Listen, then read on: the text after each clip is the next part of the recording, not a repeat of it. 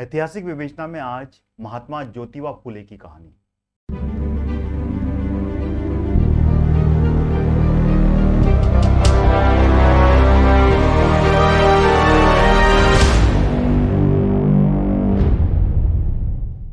नमस्कार दोस्तों, आप सभी का स्वागत है ऐतिहासिक विवेचना में। महात्मा ज्योतिबा फूले अपने समय के प्रसिद्ध समाज सुधारक, समाज प्रबोधक, विचारक, समाजसेवी, लेखक, दार्शनिक तथा क्रांतिकारी कार्यकर्ता थे। उनका जन्म 1827 में सतारा जिले के माली परिवार में हुआ था। माली जाति का सामाजिक स्तर नीचा समझा जाता था। उनका पूरा नाम ज्योतिबाराव गोविंदराव फूले था। उनके पिता का नाम गोविंदराव फूले था। वह पुणे के सब्जी विक्रेता थे। उनके परिवार मूल रूप से सतारा जिले के कणगुण गांव में रहता था। उनका परिवार गोरे कहलाता था। उनके दादा का नाम सितावा गोरे था। वह सतारा से आकर पुणे में बस गए थे। उनके माता पिता पेशवा के यहाँ फूल पहुंचाने का काम करते थे, इसलिए उनका परिवार का नाम फूले पड़ गया। जब वे 9 महीने के थे तब उनकी मां का देहांत हो गया। आर्थिक परिस्थिति कमजोर होने के कारण ज्योतिबा राव को प्राथमिक शिक्षा के बाद ही अपनी पढ़ाई छोड़नी पड़ी थी। उन्हें अपने पिता के साथ खेत में काम करना पड़ता था। वह बचपन से ही बहुत होशियार थे। उनकी प्रकृति को देखकर उनकी एक ईसाई और मुस्लिम पड़ोसी ने उनके पिता को समझाया कि वह पुणे के स्टॉकिस्ट मिशन हाई स्कूल में ज्योतिबा राव की पढ़ाई पूरी करने दें। सन 1847 में उन्होंने अपनी स्कूल की पढ़ाई पूरी की। यहीं पर उनकी मित्रता एक ब्राह्मण लड़के सदाशिव गोंडवे से हुई, जो जीवन भर कायम रही। मोर विठ्ठल बोलवेकर और सखाराम यशवंतराव परंजवेकर नाम के 2 अन्य मित्र और ब्राह्मण मित्र बने। यही दोनों मित्र ज्योतिबा राव के साथ आगे भी मिलकर काम करते रहे। 12 साल की उम्र में ही ज्योतिबा राव का विवाह सावित्रीबाई के साथ कर दिया गया। स्कूल की पढ़ाई होने के बाद भी ज्योतिबा राव ने सरकारी नौकरी नहीं की। ज्योतिबा राव के एक मित्र थे सखाराम। वह जाति के ब्राह्मण थे। उनके भाई का विवाह था। सखाराम ने ज्योतिबा को विवाह में निमंत्रित किया था। मित्र के भाई का विवाह था। ज्योतिबा भी गए। बारात के समय चारों ओर हर्ष का वातावरण था। बाराती अच्छी सुंदर वेशभूषा में थे। एक बाराती की दृष्टि ज्योतिबा पर पड़ी। वह क्रोध से चीख उठा, अरे बारात में ये कहां से आ गया, इसे बाहर निकालो। अब तो चारों ओर शोर मच गया। ज्योतिबा के शरीर अपमान से जल उठा, लेकिन मित्र की भाई की बारात थी। आनंद का अवसर पर कोई भी ऐसे अप्रिय घटना नहीं घटने देना चाहते थे। वह चुपचाप अपने घर लौट आए, पर रात भर उन्हें अपमान सहलाता रहा। अपने अपमान से अधिक इस बात का विचार कि मनुष्य मनुष्य के बीच में भेद क्यों, ऊंच नीच की छुआछूत का विचार क्यों। घर जाकर ज्योतिबा ने पिता को सारी घटना सुनाई। पिता के लिए ये कोई नया अनुभव नहीं था। पिता ने कहा, बेटा ये लोग दुष्ट हैं, उनसे लड़ना कठिन है, उनका विरोध करना का जो विचार है वो अपन छोड़ दें। लेकिन ज्योतिबा नई पीढ़ी के युवा थे। चुपचाप बैठना उन्हें स्वीकार नहीं था। वह सामाजिक बुराइयों के विरोध और संघर्ष से मुंह नहीं मोड़ना चाहते थे। उन्होंने संकल्प किया कि वह बुराइयों का सामना करेंगे, उन्हें दूर करने और मिटाने के लिए जी जान से जुटेंगे। बारात में हुई घटना से ज्योतिबा के जीवन में क्रांतिकारी परिवर्तन आया। ज्योतिबा ने अनुभव किया, बिना शिक्षा प्रसार के बहुजन समाज में चेतना नहीं आएगी। वह अपने अधिकारों के प्रति सचेत नहीं हो पाएंगे। बहुजन समाज अर्थात वे लोग जिन्हें तब अछूत और निम्न जाति का माना जाता था। ज्योतिबा कहते हैं, बिन विद्या मति गेली, मति बिना नीति गेली, नीति बिना गति गेली, और गति बिना वित्त गेली, और वित्त बिना शूद्र खलचे। अर्थात विद्या बिना मति गई, मति के बिना नीति का विचार गया, नीति के बिना गति गई, और गति गई तो वित्त अर्थात धन भी गया। वित्त के बिना शूद्र और अविद्या के कारण इतना अनर्थ हुआ। उन दिनों स्त्रियों की शिक्षा के बारे में कोई ध्यान नहीं देता था। शिक्षा के बिना स्त्रियों का जो मानसिक विकास था वो नहीं हो पाता था। कुमारी फरार नामक की एक स्वयं सेविका जो उस समय स्कूल की देखरेख करती थी, कुमारी फरार ने ज्योतिबा को नारी शिक्षा का महत्व समझाया। कुमारी फरार के विचारों से ज्योतिबा बहुत प्रभावित हुए। मन ही मन उन्होंने एक संकल्प भी कर लिया। उन्होंने निश्चय किया कि वह पुणे में स्त्रियों के लिए पाठशाला स्थापित करेंगे। 1 जनवरी सन 1848 में भारत में स्त्री शिक्षा के इतिहास का एक ये महत्वपूर्ण दिन रहा। ज्योतिबा ने इस दिन पुणे में लड़कियों के लिए एक पाठशाला खोली। यह पाठशाला तात्या साहेब भिंडे नामक एक समाज सेवी की हवेली में खोली गई। तात्या साहब जाति के ब्राह्मण थे। वह परोपकारी स्वभाव के थे। उनके मन में सबके प्रति दया थी, ममता थी। वह उदार हृदय के व्यक्ति थे। वह भी स्त्री शिक्षा के महत्व को समझते थे। स्त्री शिक्षा को वह पुण्य का कार्य समझते थे। उन्होंने कन्या पाठशाला के लिए अपनी हवेली खुशी खुशी दे दी। कोई किराया भी नहीं लिया। यही नहीं, पाठशाला शुरू करने के लिए उन्होंने ज्योतिबा को 101 रुपए भी दिए और प्रति मास 5 रुपए चंदा देने का वचन भी दिया। उन दिनों 5 रुपए बड़ी कीमत थी। अब समस्या थी इस पाठशाला में छात्राओं की। ज्योतिबा ने अपनी पत्नी सावित्रीबाई फूले को छात्र के रूप में नाम लिखाया।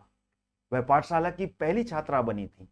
उसके बाद ज्योतिबा ने अपने मित्रों से बात की। उनसे अपनी बेटियों को पाठशाला में भेजने का अनुरोध किया। अतः पाठशाला में 6 लड़कियों का आना शुरू हो गया। इन 6 लड़कियों में से 4 ब्राह्मण परिवार की थी, एक गरड़िया और एक मराठा जाति की थी। शुरू में तो इन लड़कियों के अभिभावक उन्हें पाठशाला भेजने से डरते थे। इसका कारण भी था, ज्योतिबा की इस पाठशाला का विरोध होना शुरू हो गया था। विरोध करने वाले कुछ ब्राह्मणी थे।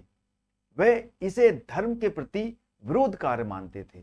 पर ज्योतिबा ने इन लड़कियों के अभिभावक को समझाया, उन्हें स्त्री शिक्षा का महत्व बताया और वह मान गए और अपनी बेटियों को स्कूल भेजने लगे। ज्योतिबा को विश्वास था शिक्षा ही समाज की सुधार की नींव है और उन्होंने इसकी नींव डाल दी थी। उनका विश्वास था जब तक स्त्रियों और अछूतों का सर्वांगीण उन्नति नहीं होगी तब तक समाज में सुधार नहीं हो पाएगा। उन दिनों स्त्रियों पर तरह तरह के प्रतिबंध थे।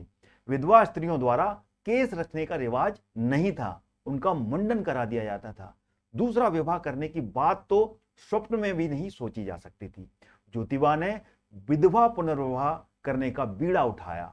8 मार्च 1860 को उन्होंने गोखले बाग में एक विधवा का पुनर्विवाह कराया। वर वधू सड़ई जाति के थे। इसका भी कम विरोध नहीं हुआ। ज्योतिबा आलोचना से घबराई नहीं। विधवाओं के पुनर्विवाह के बारे में उन्होंने सार्वजनिक रूप से लिखा। जब किसी स्त्री का पति मर जाता है तो उस स्त्री को दुख के सागर में डूबकर अत्यंत संकट उठाने पड़ते हैं। अपनी मृत्यु पर्यंत उसे विधवा जीवन बिताना पड़ता है। यही नहीं, पहले तो उसे सती भी होना पड़ता था। पर कभी यह सुना है कि कोई पुरुष अपनी पत्नी के मृत्यु के उपरांत सती हुआ है? वह चाहे जितने भी विवाह कर सकता है, पर स्त्रियों की स्थिति ऐसी नहीं है। ज्योतिबा कहते थे विधवाओं को फिर से विवाह करना एक सामाजिक दायित्व है। समाज को आगे आकर यह करना चाहिए। उसे विधवाओं का सम्मान करना चाहिए, अपनाना चाहिए, उसे आश्रय देना चाहिए। उन्होंने सिद्ध किया कि हिंदू धर्म ग्रंथों में विधवा विवाह के पुनर्विवाह पर कोई प्रतिबंध नहीं है। ज्योतिबा ने एक क्रांतिकारी कार्य किया। उन्होंने प्रसूति गृह और बाल हत्या प्रतिबंध संस्था की भी स्थापना की। इसकी भी एक कहानी है। एक दिन की बात है, ज्योतिबा ने देखा कि एक विधवा युवती आत्महत्या करने की कोशिश कर रही है। उन्होंने उसे बचाया और वे उसे घर लेकर आए। वह युवती ब्राह्मण वर्ग की थी। उसका नाम था काशीबाई। वह मां बनने वाली थी। वह विधवा थी। मां बन जाती तो लोग उसका जीना मुश्किल कर देते। समाज के डर से उसने आत्महत्या करने की ठानी। ज्योतिबा ने उसकी पूरी कहानी सुनी। फिर बोले, तुम चिंता मत करो, हमारे घर चलो। काशीबाई गंजपेट के केशव पंत सिद्ध नामक एक व्यक्ति के घर में रहती थी। ज्योतिबा के समझाने बुझाने पर काशीबाई ने आत्महत्या का विचार त्याग दिया। बाद में उसने एक शिशु को जन्म दिया। प्रसव के दौरान सावित्रीबाई ने बड़ी सहायता की। बाद में बड़ी धूमधाम से उस शिशु का नामकरण संस्कार हुआ। ज्योतिबा और सावित्रीबाई ने शिशु का नाम यशवंत रखा। बाद में सावित्रीबाई ने ही उस शिशु का लालन पालन किया। उन्होंने उसे अपना बेटा मान लिया। वह यशवंत फूले कहलाने लगा और बाद में एक डॉक्टर बना। ज्योतिबा के बाल हत्या प्रतिबंधक संस्था को और लोगों ने भी सहायता दी। ये सब समाज सुधारवादी थे। उन दिनों ज्ञान प्रकाश नामक एक समाचार पत्र छपता था। उसके फरवरी 1871 के अंक में एक सूचना छपी। उसमें कहा गया था, एक परोपकारी संजन ने गर्भवती स्त्रियों के और बच्चों की सहायता के लिए उन्हें आश्रय देने के लिए एक संस्था बनाई है। उन दिनों बाल विवाह की भी प्रथा थी। बचपन में ही बच्चों की शादी करा दी जाती थी। बहुधा लड़कों की बचपन में ही मृत्यु हो जाती थी। तब उसकी पत्नी, जो कि बालिका पत्नी थी, उनको विधवा का जीवन व्यतीत करना पड़ता था। उसके केस काट दिए जाते थे, सर मुंडा दिया जाता था। ज्योतिबा ने इसका विरोध किया। उन्होंने नगर में समाज को संगठित किया और विधवाओं को केस ना काटने के लिए उन्हें समझाया। ज्योतिबा किसी एक व्यक्ति के द्वारा 2 पत्नी रखने के भी विरोधी थे। स्वयं उन्होंने भी दूसरा विवाह नहीं किया। सावित्रीबाई के कहने पर भी उन्होंने विवाह नहीं किया। सावित्रीबाई की कोई संतान नहीं हुई थी। वह चाहती थी ज्योतिबा दूसरा विवाह कर लें ताकि उनके वंश को आगे बढ़ाया जा सके। ज्योतिबा ने उनकी बात नहीं मानी। सार्वजनिक सत्य धर्म नामक अपनी पुस्तक में उन्होंने लिखा है, कुछ लोभी पुरुष ज्यादा सुख की लालसा में या अपनी इच्छा पूरी करने के लिए 2-2, 3-3 विवाह कर लेते हैं और इसके बाद कुछ द्रव्यग्रही पुरुष धर्म ग्रंथों का भी हवाला देते हैं। पर यदि इस आधार पर स्त्रियां भी अपनी इच्छा की तृप्ति के लिए 2-2, 3-3 विवाह करने लगें तो पुरुष को कैसा लगेगा? क्या उन्हें भी शास्त्र विरोधी नहीं लगेगा? उन दिनों छुआछूत का भी बड़ा जोर था। ज्योतिबा छुआछूत को दूर करना चाहते थे। सन 1873 में उन्होंने एक विज्ञापन प्रकाशित करवाया। इस विज्ञापन में कहा गया, यदि कोई शूद्र अथवा किसी भी धर्म का व्यक्ति नीति अनुसार स्वच्छ उद्योग धंधा शुरू करना चाहता है और वैसे ही आचरण करता है तथा मुझे उस पर विश्वास हो जाता है, तो मैं उसे अपने कुटुंब का व्यक्ति समझकर उसे अपने साथ अन्य व्यवहार रखूंगा, फिर वे भले ही किसी भी देश का क्यों ना हो। ज्योतिबा अपने विचारों पर दृढ़ता से अमल करते थे। 23 सितंबर 1873 को ज्योतिबा ने सत्य शोधक समाज की स्थापना की। पुणे में समूचे महाराष्ट्र से लगभग 60 व्यक्ति एकत्रित हुए। वह सभी जाने माने प्रतिष्ठित वर्ग से थे। वे एक पवित्र उद्देश्य से एकत्रित हुए थे। उनका उद्देश्य था समाज में सुधार के लिए एक संगठन की स्थापना करना।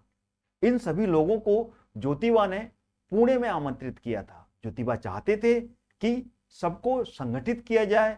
इसके 2 लाभ होंगे। एक तो सामाजिक सुधार का कार्य सुचारू रूप से चलेगा, दूसरा विरोधियों को भी समुचित उत्तर दिया जा सकेगा। ज्योतिबा ने अपने विचारों को एक पत्र में लिखकर सभी प्रतिष्ठित वर्ग के व्यक्तियों को भेजा। लोग उत्साह से आए, विचार विमर्श किया, फिर एक संगठन की स्थापना की। उसका नाम रखा गया सत्य शोधक समाज। इस समाज के 6 सिद्धांत थे। पहला, ईश्वर एक है, अतः वह सर्वव्यापी, निर्गुण, निर्विकार एवं सत्य रूप है। सारे मनुष्य प्राणी उसके प्रिय पुत्र हैं। दूसरा, ईश्वर की भक्ति करने का प्रत्येक मनुष्य को पूर्ण अधिकार है। जिस भांति माता पिता को संतुष्ट करने के लिए किसी मध्यस्थ दलाल की आवश्यकता नहीं होती है, उसी तरह से सर्व साक्षी परमेश्वर की भक्ति के लिए भट्ट दलालों की आवश्यकता नहीं है। तीसरा, मनुष्य जाति की अपेक्षा गुण से श्रेष्ठ समझा जाता है। चौथा, कोई भी ग्रंथ ना तो ईश्वर प्रमाणित है और ना ही पूर्ण प्रमाण है। पांचवा, परमेश्वर सवयव रूप से अवतार ग्रहण नहीं करता। छठवा, पुनर्जन्म, कर्मकांड, जब तब, यह बातें अज्ञान मूलक हैं। सत्य शोधक समाज की सफलता ने ज्योतिबा को उत्साहित किया। अब उन्होंने एक साप्ताहिक पत्र प्रकाशित करने का निर्णय किया। उन्होंने उसका नाम दीनबंधु रखा। इस कार्य में उनके मित्रों ने भी भरपूर सहायता दी। 19 मई 1888 को ज्योतिबा राव फूले को महात्मा की उपाधि से विभूषित किया गया। इस समय ज्योतिबा 60 वर्ष के हो गए थे। 20 वर्ष की अवस्था में उन्होंने सामाजिक कार्य हाथों में लिए थे। धीरे धीरे 40 वर्ष बीत गए। इन 40 वर्षों में ज्योतिबा ने जाने कितनी लड़ाइयां लड़ी, कितनों का विरोध सहा, पर वह अपने लक्ष्य से पीछे नहीं हटे।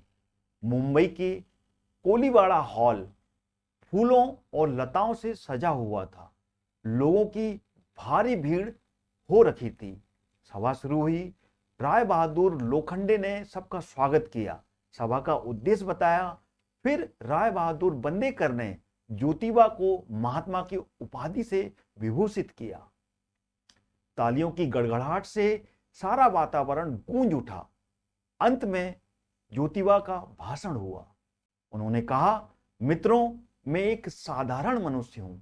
मैं मनुष्य के रूप में ही जीवित रहना चाहता हूं। आप मुझे ऐसी पदवी देकर मनुष्य के बीच से उठाए नहीं। हम सब परमेश्वर की संतान हैं। वही सच्चे अर्थों में महाआत्मा है।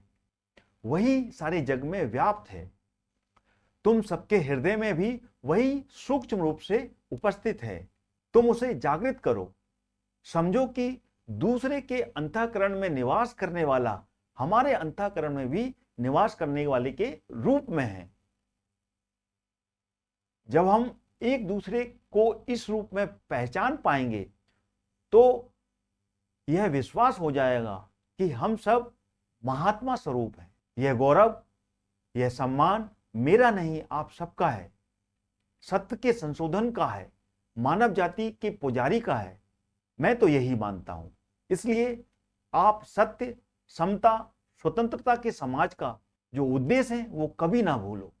लोगों ने प्रचंड हर्ष ध्वनि कर ज्योतिबा के भाषण का स्वागत किया। ज्योतिबा निर्भीक थे। 60 वर्ष की अवस्था में भी उनकी निर्भयता में कोई कमी नहीं आई थी। उनकी निर्भीकता का एक प्रसंग प्रेरणापद है। सन 1889 की बात है। इंग्लैंड की रानी विक्टोरिया के पुत्र ड्यूक ऑफ कैनाड भारत आए थे। भारत में कई शहरों में उनका स्वागत किया जा रहा था। पुणे में भी उनका स्वागत किया गया। इस सभा में पुणे के जाने माने नागरिक आमंत्रित किए गए थे। सभी अच्छी कीमती वेशभूषा में आए थे। महात्मा ज्योतिबा फूले को भी आमंत्रित किया गया। वह भी आए, लेकिन कुछ विलंब से। उनकी वेशभूषा विचित्र थी। शरीर पर फटे वस्त्र, पैरों में फटे जूते, पगड़ी भी फटी हुई थी, दुपट्टा भी फटा हुआ था। ज्योतिबा एक आम किसान के वेशभूषा में आए थे। प्रवेश द्वार पर खड़े लोगों ने उन्हें भीतर जाने से रोक दिया। ज्योतिबा ने उन्हें निमंत्रण पत्र भी दिखाया, लेकिन फिर भी प्रवेश द्वार पर खड़े लोगों ने उन्हें जाने से मना कर दिया। इस सभा में ज्योतिबा को श्री हरिराव चिपलुनकर ने निमंत्रित किया था। वे ज्योतिबा के पुराने मित्र थे। पुणे नगरपालिका में दोनों एक साथ कार्य करते थे। इसके साथ कई लड़ाइयां भी उन्होंने एक साथ लड़ी थी। प्रवेश द्वार पर शोरगुल सुनकर हरिराव बाहर आए। उन्होंने ज्योतिबा को देखा। उनकी वेशभूषा देखकर विस्मित हुए, पर कुछ नहीं बोले। ज्योतिबा को आदरपूर्वक भीतर ले गए। वहां उन्होंने ड्यूक दंपत्ति से उनका परिचय कराया। उन्होंने बताया कि वह बड़े समाज सुधारक हैं। इधर ज्योतिबा कुर्सी पर ना बैठकर धरती पर बिछी दरी पर बैठ गए। सभा शुरू हुई। सबने ड्यूक की प्रशंसा में भाषण किए। ज्योतिबा फूले ने भी 5 मिनट बोलने की अनुमति मांगी। कौन इनकार करता। ज्योतिबा फूले उठे। चारों ओर सन्नाटा छा गया। लोग उत्सुकता से प्रतीक्षा करने लगे कि वह क्या कहते हैं। ज्योतिबा फूले ने कहा, ड्यूक ऑफ कैनाड महोदय, आपके स्वागत के लिए यहाँ अच्छी वेशभूषा में लोग आए हैं। ये हिंदुस्तान के सच्चे प्रतिनिधि नहीं हैं। उन्हें देखकर आप यह अनुमान मत लगा लेना कि हिंदुस्तान की स्थिति ठीक है। रानी की सारी व्यवस्था अच्छी है, पर यहाँ की प्रजा की अवस्था कैसी हो गई है, ये मेरी वेशभूषा से आपको ज्ञात हो जाएगा। यहाँ मृत्यु पर्यंत जीने के लिए पेट भर भोजन नहीं मिलता, रहने के लिए जगह नहीं मिलती। लोगों को ऐसे ही दीनहीन अवस्था में रहना पड़ता है और उनकी अवस्था बहुत ही ज्यादा दीनहीन हो गई है। रानी को जाकर आप यही कहिएगा। ज्योतिबा फूले बहुमुखी प्रतिभा के धनी थे। उनका जीवन औरों की प्रेरणा के लिए स्रोत बना रहा। बचपन में शिक्षा पाने के लिए उन्हें कितने कष्ट झेलने पड़े, कितनी बाधाओं का सामना करना पड़ा, पर वे दिल के पक्के थे और परिश्रमी थे। उन्होंने पाठ्य पुस्तक ही नहीं पढ़ी, वरन राजनीति और दर्शन के भी ग्रंथ पढ़े। इस अध्ययन से उन पर काफी असर पड़ा। जब ज्योतिबा बड़े हुए तो उन्होंने स्वयं लिखना भी शुरू किया। उन्होंने अनेक पुस्तकें लिखी, पोवाड़े लिखे, कविताएं रची। ज्योतिबा फूले ने एक महत्वपूर्ण पुस्तक गुलामगिरी लिखी। इस पुस्तक की प्रस्तावना स्वयं ज्योतिबा फूले ने ही लिखी। 1 जून 1873 को प्रस्तावना में उन्होंने कुछ रूढ़िवादी ब्राह्मणों के पाखंडवाद और सूत्रों की स्थिति पर क्रांतिकारी विचार व्यक्त किए थे। इस पुस्तक में छोटे छोटे 16 भाग हैं। इसमें गोंडीबा प्रश्न करते हैं और ज्योतिबा उन प्रश्नों के उत्तर देते हैं। शुरू के कुछ भागों में अवतारवाद की आलोचना की गई है। अंतिम भाग में बताया गया है कि ब्राह्मणों से शूद्रों की मुक्ति कैसे हो सकती है। ज्योतिबा फूले की दूसरी पुस्तक है इशारा। सन 1885 में पुणे में बड़ौदा के महाराज सियाजीराव गायकवाड़ को मानपत्र दिया गया था। इसमें भाषण करते हुए न्यायमूर्ति रानाडे ने कहा था कि यदि हिंदू समाज में जाति भेद है भी तो ये हमारे हितों के आड़े नहीं आते। उनकी इसी बात का उत्तर देने के लिए ज्योतिबा ने इस लघु पुस्तिका को लिखा था। ज्योतिबा की एक अन्य पुस्तक का नाम है स्पर्शयांची कैफियत। इस पुस्तक में ज्योतिबा ने बताया है कि अछूत समाज पर किस प्रकार के अत्याचार हो रहे हैं और किस प्रकार उनकी प्रगति रोकी जा रही है। ब्राह्मण चे कसब ज्योतिबा की एक अन्य पुस्तक है। यह कविता में है। इसमें धर्म और देवता के नाम पर ब्राह्मण किस प्रकार जनता को कष्ट देते हैं इसका वर्णन है। जाति वेद विवेक सार पुस्तक के लेखक तुकाराम तात्या नामक एक प्रगतिशील विचारक थे, पर वे अपने इस पुस्तक को अपने नाम से प्रकाशित करने का साहस नहीं कर पा रहे थे। अतः ज्योतिबा ने कहा कि इस पुस्तक के लेखक के रूप में आप मेरा नाम डाल दो। ज्योतिबा शिवाजी के भी प्रशंसक थे। सन 1869 में उन्होंने 8 भागों वाला एक शिवाजी चा पोवाड़ा भी लिखा। सन 1869 में ही उन्होंने सेतकर याच्या असुर नामक एक पुस्तिका प्रकाशित कराई। इसमें उन्होंने 2 निबंध लिखे थे।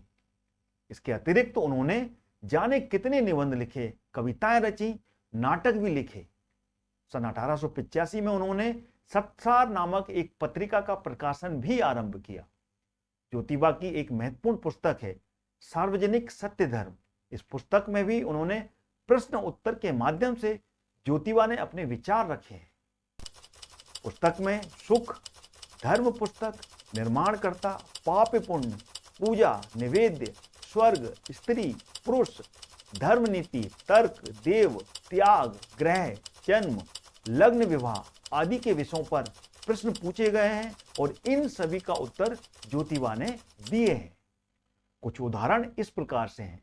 यशवंत पूछते हैं कि संसार में मनुष्य किस भांति सुखी रह सकता है, तो ज्योतिबा उत्तर देते हैं सत्यवर्तन के अतिरिक्त मनुष्य संसार में सुखी नहीं रह सकता। बलवंत राव हरि सावलकर पूछते हैं कि पुण्य किसे कहेंगे, ज्योतिबा उत्तर देते हैं अपने सुख के लिए दूसरे लोगों को शारीरिक मानसिक कष्ट ना देना ही पुण्य कार्य है। सचमुच दूसरों को किसी प्रकार का कष्ट ना देना किसी पुण्य से कम नहीं है। इसी बात को प्रसिद्ध भक्त कवि नरसिंह मेहता ने अपने एक भजन में दूसरी तरह से कहा है। वह कहते हैं, वैष्णव वचन तो तेने कहिए पीर पराई जाने रे। राष्ट्रपिता महात्मा गांधी ने का यह एक प्रिय भजन था। सन 1888 में ज्योतिबा एकाएक बीमार पड़ गए। डॉक्टर विश्राम राव गोयल जी ने उनकी मन लगाकर चिकित्सा की। ज्योतिबा ठीक तो हो गए, पर उनका दायां अंग बेकार हो गया। लेकिन ज्योतिबा निराश नहीं हुए। उन्होंने बाएं हाथ से लिखना शुरू किया, अन्य कार्य करना शुरू किए। शुरू में उन्हें काफी परेशानी हुई, पर वे धुन के पक्के थे। बाएं हाथ से उन्होंने एक पुस्तक लिखी। ये वही पुस्तक थी जिसका शीर्षक था सार्वजनिक सत्य धर्म। ज्योतिबा और सावित्रीबाई ने विधवा ब्राह्मणी काशीबाई के पुत्र का लालन पालन किया, फिर गोद ले लिया था। उसका नाम रखा था यशवंत। ज्योतिबा यशवंत को बहुत चाहते थे। सन 1887 को उन्होंने अपना वसीयतनामा तैयार करवाया था। इस वसीयतनामे में उन्होंने कहा था कि यदि यशवंत मैट्रिक पास नहीं करता है, आवारा सिद्ध होता है, तो उसे उसकी संपत्ति का कुछ हिस्सा देकर अलग कर दिया जाए। ऐसी स्थिति में अधिकांश संपत्ति सावित्री के पास ही रहेगी।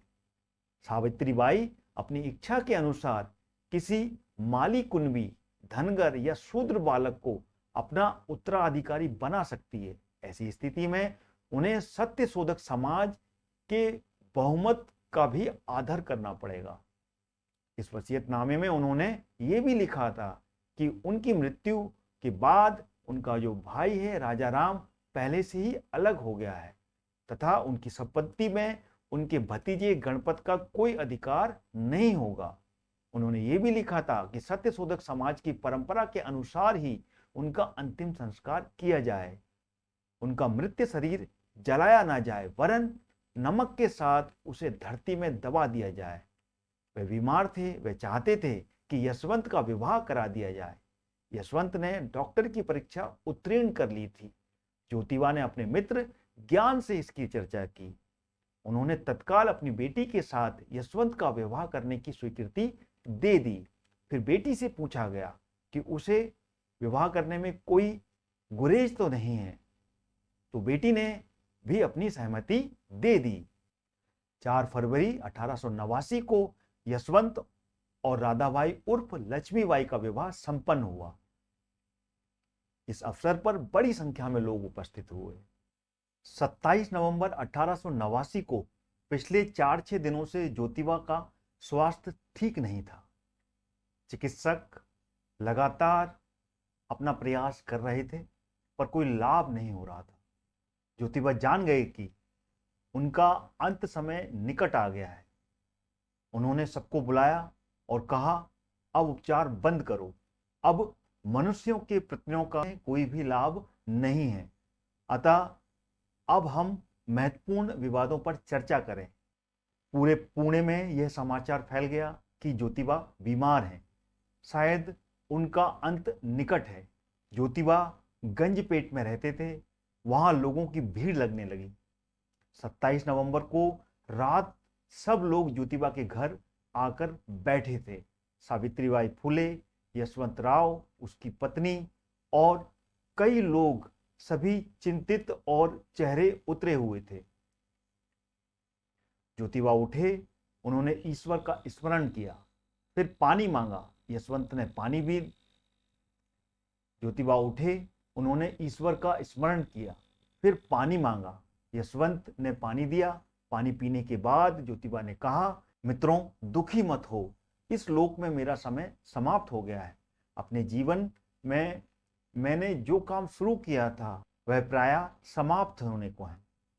तुम सब लोगों ने इस काम में मुझे बेहद मदद की।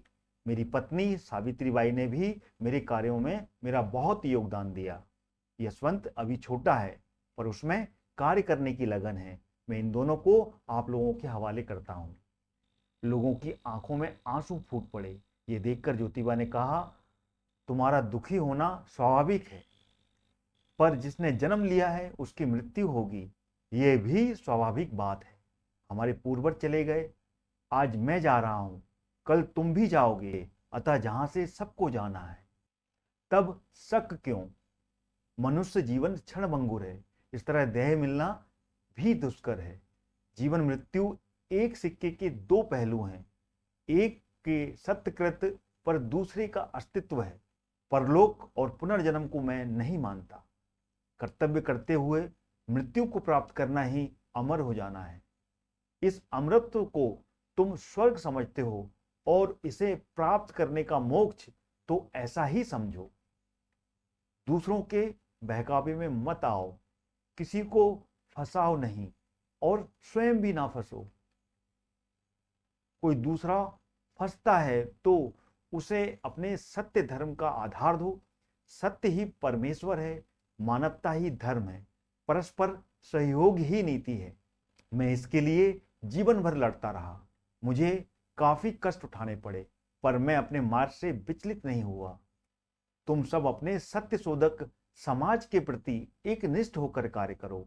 स्वार्थ का शिकार मत बनो। ईश्वर के प्रति आदर रखने का काम में जुट जाओ। तुम्हारी तत्व विद्या पर ही जनता का कल्याण निर्भर है। इसमें चूक मत करना। भोला किसान और काम करने वाले मजदूर ही तुम्हारे असली देवता हैं। उनकी पूजा करो।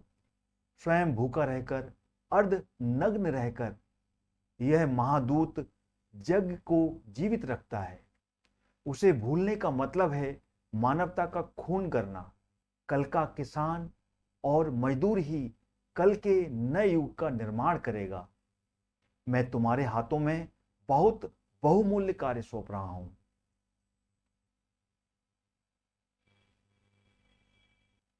इसकी योग्यता के साथ साथ अपनी धर्मपत्नी और पुत्र इन दोनों को अपने कार्यों में शामिल करना। मैं तुम्हें छोड़कर जा रहा हूं, पर मेरी आत्मा हर संकट में हर समय तुम्हारे साथ रहेगी। मैं आजीवन सत्य के लिए लड़ता रहा, इसलिए आज मुझे पूर्ण शांति और संतोष है। इस सत्य के अंत में विजय निश्चित है। इसी बीच पास के टावर में रात्रि के 2 बजे 2 घंटे की आवाज से वातावरण गूंज उठा। ज्योतिबा ने सबको प्रार्थना करने के लिए कहा। लोग भरे मन से प्रार्थना करने लगे। रात्रि 2:20 पर ज्योतिबा ने सदा सदा के लिए आंखें मूंद ली। तो ये थी कहानी महात्मा ज्योतिबा राव फूले की। आज के अंक में इतना ही। अगले अंक में फिर मिलेंगे। जब तक के लिए जय हिंद, जय भारत।